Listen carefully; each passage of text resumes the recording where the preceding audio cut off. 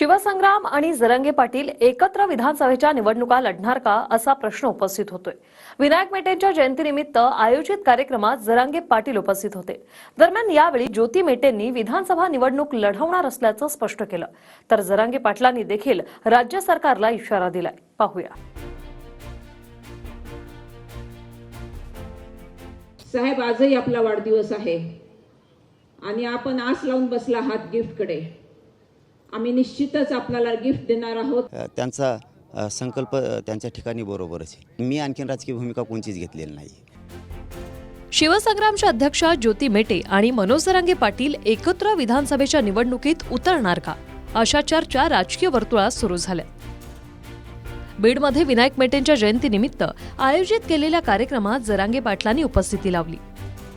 दरम्यान या कार्यक्रमातून विधानसभा निवडणूक लढवणार असल्याचं ज्योती मेटेंनी स्पष्ट केलंय, तर जरांगे पाटलांनी देखील वेळोवेळी निवडणूक लढवणार असल्याचा इशारा दिलाय। त्यामुळे शिवसंग्राम आणि जरांगे पाटील एकत्र निवडणुका लढणार का असा प्रश्न आता उपस्थित होतोय। खरं तर वाढदिवस म्हटलं की जे मला अजूनही साहेबांचा तो 2022चा वाढदिवस आठवतो। अनेक मान्यवरांची त्याच्यामध्ये भाषणं झाली होती आणि त्यामध्ये मुद्दा आला होता वाढदिवसाला देण्याच्या गिफ्टचा आणि रिटर्न गिफ्टचा।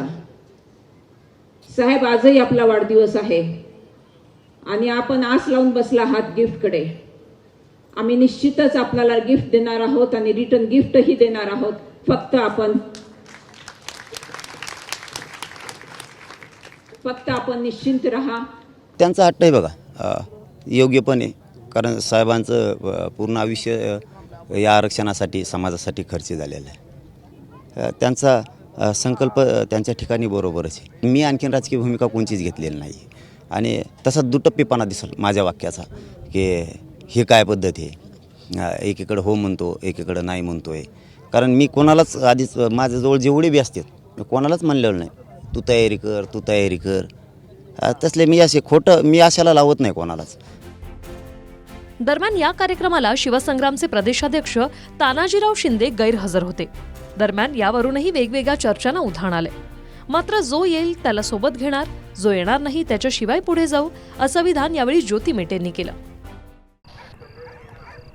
विक्रम, आ तो गए, जाओगे कैसे?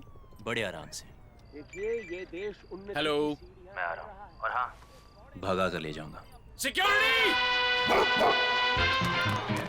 भैया भाग गए, पकड़ो उनको। हेलो, बोला था ना भगा कर ले जाऊंगा। विक्रम एक हिंट तो देते, हिंट बड़े आराम से।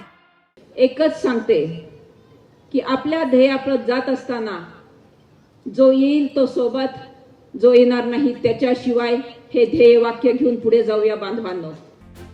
दरम्यान जरांगे पाटलांनी देखील पुन्हा एकदा राज्य सरकारवर निशाणा साधलाय।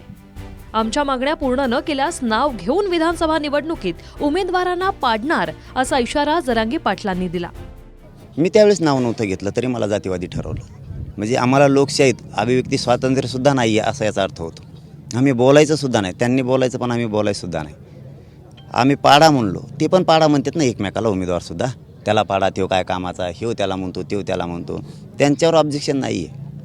आम्ही पाडा म्हणलं की म्हणजे आम्हाला अभिव्यक्ती स्वातंत्र्य नाही, यावेळेस नावच 288 घेऊन पाडणार। विक्रम, आ तो गए, जाओगे कैसे? बड़े आराम से। देखिए ये देश हेलो, मैं आ रहा हूँ और हाँ भगा कर ले जाऊंगा। सिक्योरिटी भैया भाग गए, पकड़ो उनको। हेलो, बोला था ना भगा कर ले जाऊंगा। विक्रम एक हिंट तो देते, हिंट बड़े आराम से। विनायक मेटेंच्या जयंतीनिमित्त ज्योती मेटे आणि जरांगे पाटील एकत्र आले। मात्र यानंतर ते एकत्र निवडणुकीच्या मैदानात उतरणार का, असा प्रश्न उपस्थित होतोय। Bureau report, TV9 Marathi.